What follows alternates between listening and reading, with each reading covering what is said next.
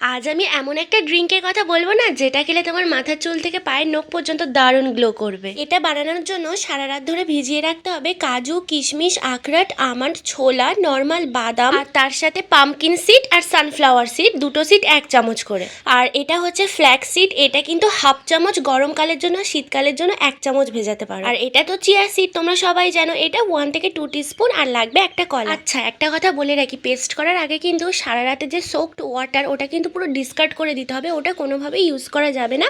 আর আমন্ডটা ছাড়িয়ে নিতে হবে খোসা থেকে। তারপর একে একে চিয়া সিড আর ফ্ল্যাক্স সিডটাও এর মধ্যে অ্যাড করে দিতে হবে, আর একটা কলাও অ্যাড করে দিতে হবে। আচ্ছা, চিয়া সিড আর ফ্ল্যাক্স সিড এই দুটো সিড কিন্তু আমি আলাদা আলাদাভাবে ভিজিয়ে রেখেছিলাম, যেহেতু এই দুটো সিড ভেজানোর পর একটু ল্যাতল্যাতে ভাব হয় সেই জন্য। আর এখানে আমার নাটস আর সিডস এর স্মুদি একদম রেডি। আর টেস্টের জন্য আমি এখানে 1 টিস্পুন হানি ব্যবহার করছি। আর এটা কিন্তু খেতে অসাধারণ হয়, সর্বোপরি তোমার শরীরের দারুণ উপকারে আসে। Bye bye.